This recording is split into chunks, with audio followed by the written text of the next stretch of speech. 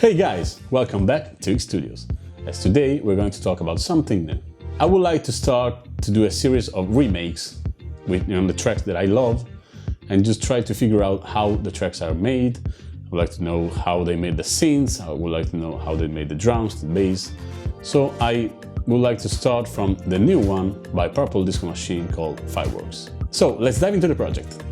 The track was really a challenge to me because it was the first time that I tried to do something similar to Purple Disco Machine's tracks, but I'm quite happy with the result, which sounds like this.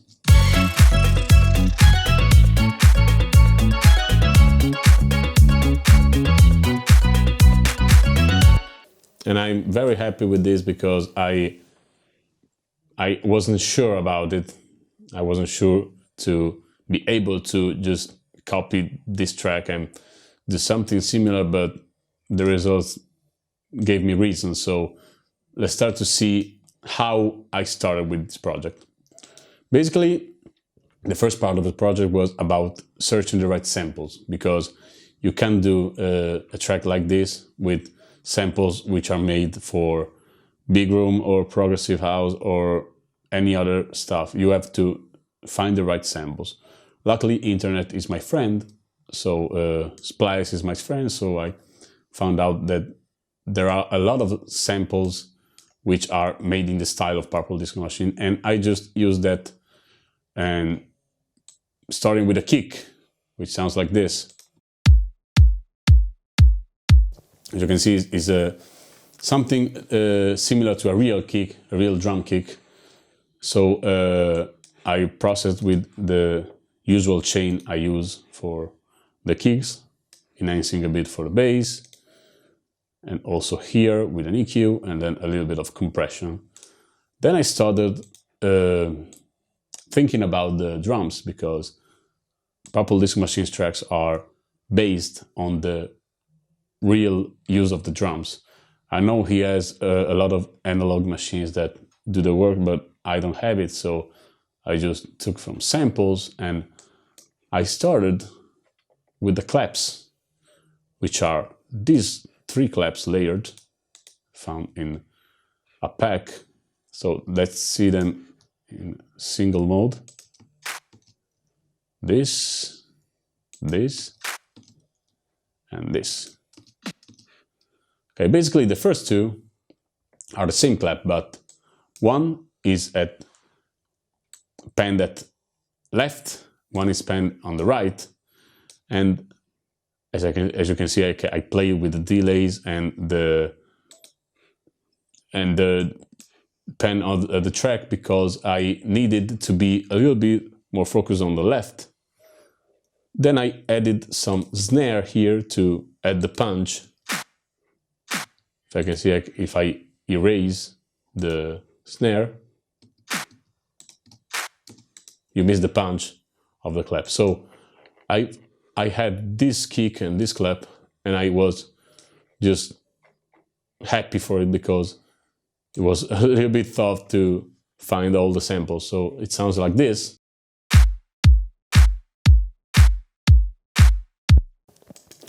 Then I just went around for hi-hats, and I found out that in the original track we have a closed hi-hat that is making the same noise as a ride, so I just added here.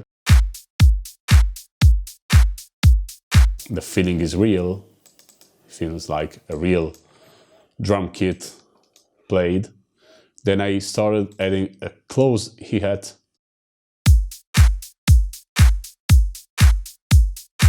and then another open hat. And now the vibe is taking me higher. Then I started thinking about the shakers and the percussion. But first, I had to take my journey into the bass drum, because often the percussions are made after the bass line. So I just opened my Contact Rickenbacker bass, and I played this MIDI here.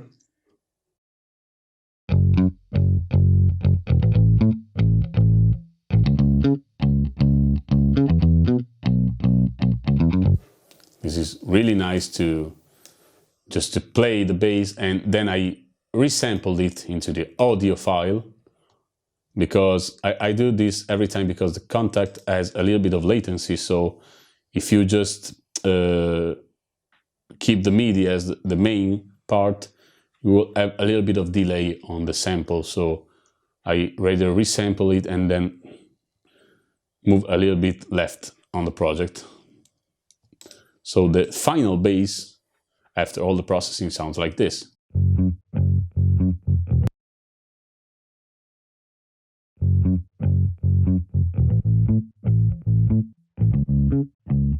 Yeah, it's a little bit muffled, nothing less, nothing more. As you can see, I've cut it for the majority of the sub and the highs. Then I gave him an amp with this preset here, which is called Tube DI Dark, which is here. And I've not changed anything on the preset. I was happy with it. And then a little bit of sidechain with the shaper box, which you can see it's really short, so you have the kick and immediately the bass is going up into the track. Then I've layered it with the sub bass, a classic sub bass from Serum. I think this is the preset from Julian Jordan pack called Best Sub Ever, which is actually the best sub I've ever used on Serum. Processed in the same way I processed the bass, with a little bit of R bass mono on the 50 frequency, 50 hertz. Cut it from all the frequencies, and a shaper box. In this case, the sidechain is longer because on the sub you have to be a little bit longer. So in the meantime, I had this part here of the track. So let's see how it sounds together.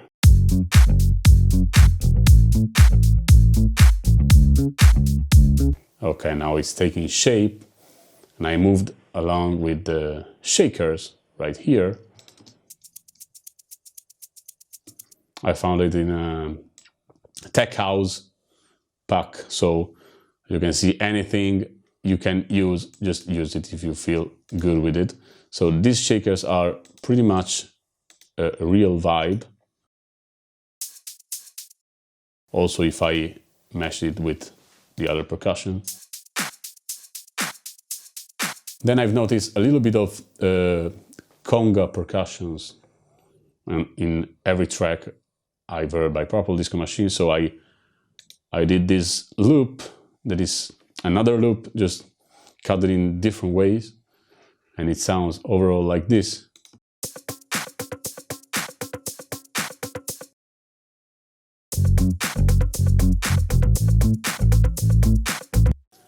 It sounds really, really good. Then I added another percussion here. A little reverb, a little bit of EQ, but nothing special.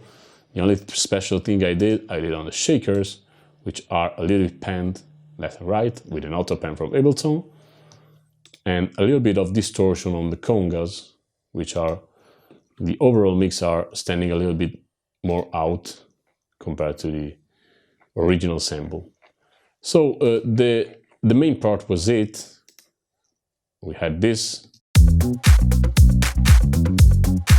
A little bit of change on the clap here. I added another housey clap, making a layer basically, but it's the same clap I've used here, just a little bit short, just to do the right clap. Then I played with the strings from Oliver Sample Pack, which is one of my favorite, which are very simple as a sample. I just added a little bit of reverb, which is taking it a little bit longer. And then I play with this downlifter, which in original, he is sounding like this. So very, very straight downlifter. But I've noticed that in the Purple Disco Machine project, it has a little bit of effect on the volume. So it was going like it's a little bit of tremolo, and I've added it with Max for Live with the LFO preset, and I map the volume here from the utility, so the volume now is going up and down, and you have this kind of effect, which is really, really, really nice. And I added a little bit of reverb just to make it a little bit longer. And that was it for the percussion bass part. The most difficult part I thought I would be really, really hard to do was the main steel drum. But luckily I found out that in my Serum library was a preset called steel drum, which is made by Cashmere, by the way, which is really, really good and sounded like this.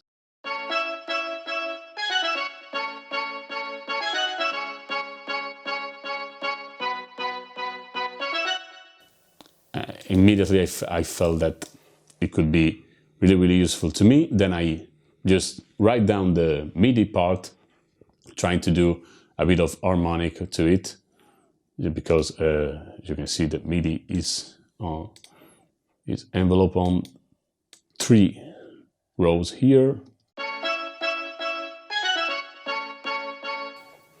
And now it has a really, really good body to it. Then I processed it with an EQ just to erase all the bass frequency, but I'm not sure about it, because maybe you have to put some frequency back. Then I cut a little bit too much, now I noticed, and I cut all the frequencies that I don't need it. Really, really smooth, but they made the difference in the end. Then I put a guitar amp to it. I know it's not maybe the right thing to do, but I liked it. So without it, with it, I don't give a damn, it sounds very good. So in the end I just EQ'd the gain, just to cut some frequencies that were making their way up after my amp, like this. Then I've layered it with a little bit of percussion, because it missed some attack at the beginning. So I just added this percussion, which is from the Oliver sample pack, which is really good, to make it more punchy on the attack. So it sounds like this. And it's a cowbell basically, and together you have this. Then without, as you can see, you missed the punch. Then I grouped that together just to add some OTT here, which I always use on the group, a little bit of vintage verb, which you can see here, and a delay here, very basic, nothing special. And just to finish with the group, I EQ'd again to some frequencies, to get some frequencies that were a little bit of annoying, and then a little bit of kickstart, in which I used a 40% of this preset here, because you don't have to be the kickstart too long. Then I've added, and I have to admit this is one of the toughest part, because I've seen from a video by Purple Disco Machine that he made the guitars with a plugin that I don't have.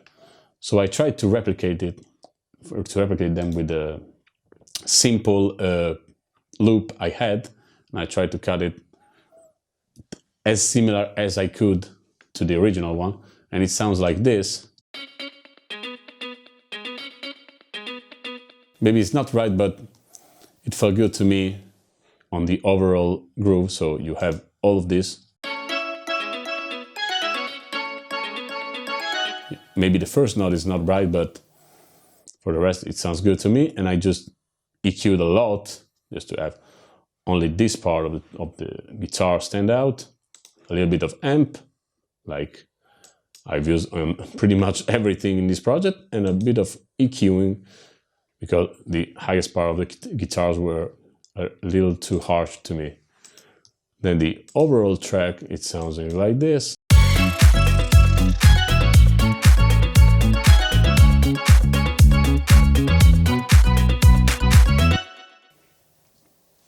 And I'm really happy with the result because, as I mentioned before, this was a challenge.